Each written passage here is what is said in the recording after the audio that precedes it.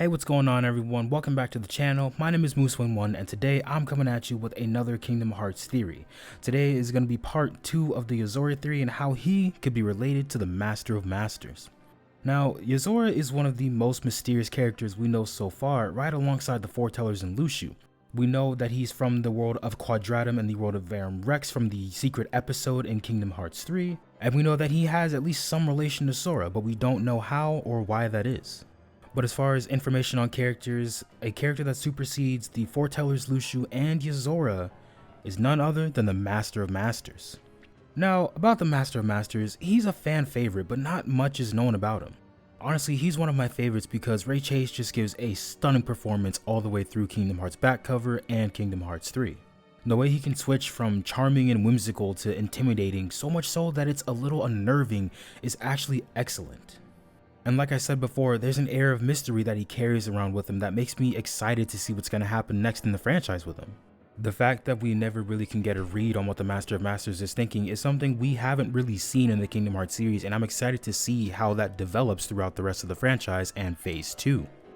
But today, I want to talk about the Master of Masters and that grand plan that we all know he has, because personally, I think that he could have been the one to tell Yozora to save Sora, and one of the keys to his plan could lie in Quadratum and the universe of Verum Rex.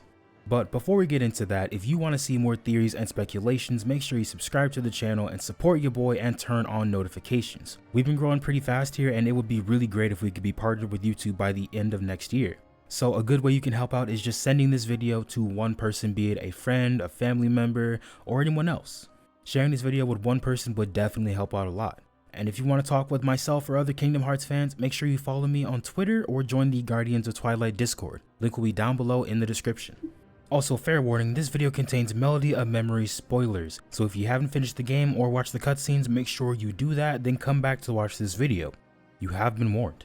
So in Kingdom Hearts Melody of Memory, we now know that they introduced the concept of alternate realities. We know that now in addition to the realm of light, the realm of darkness, and a realm of in-between, we now have a completely separate universe that they call unreality or fiction. And when they say fiction, it most likely means that it's fictional to them. Like for example, if we were to encounter an alternate reality, we would probably consider it something fictional because it's beyond our understanding. So it's essentially just an alternate reality that's parallel to the Kingdom Hearts universe.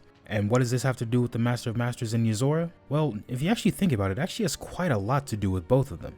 Because in the Age of Fairy Tales, the Master of Masters told his foretellers that he would vanish, dim, or fade, or all of the above in Kingdom Hearts Key back cover. And fade he did, because after giving each foreteller and Luxu their role, he simply disappeared. Well, with Melody of Memory confirming the existence of another reality, we know that it's very likely instead of just disappearing, he actually just hopped into another reality. And to keep it less confusing and keep it consistent from now on, I'm just going to call the act of traveling between two realities reality walking. And it's likely that the Master of Masters reality walked into the universe of Quadratum or Verum Rex. And I say that it's a possibility because we know he's there in the secret ending of Kingdom Hearts 3, but we don't really know how he does that. I know he's a Keyblade builder, so it's possible that he used the power of waking, but I actually think there's another method that we have yet to find out about. Because if you look at the epilogue for Kingdom Hearts 3, there's something interesting that happens with the foretellers as they appear to meet Luxu in the Keyblade graveyard. They seem to sort of phase through form and reality in a fashion that's not similar to anything we've seen before. And that may have something to do with a more efficient way of reality walking. So part of me thinks that the Master of Masters has a more different, more efficient method of reality walking that we're going to learn about in later games. We might even see it come up in the next game as Mickey goes to Skalad Kailum to learn more about the Ancient Masters.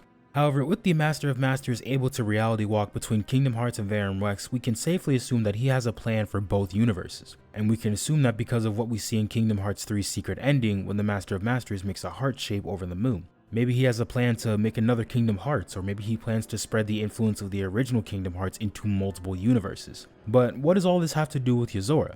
Well, if you watch part 1 of this theory, and I'll link it down below, I actually had a theory that Yozora had misused the power of waking, or some equivalent, in a similar fashion to Sora, and that's how he ended up in the same prison realm that Sora's in right now.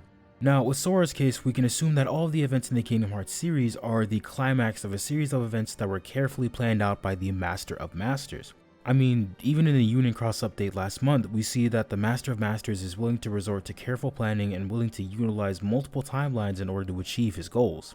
Based on that, there's no reason to assume that he wouldn't be willing to resort to using multiple universes as well.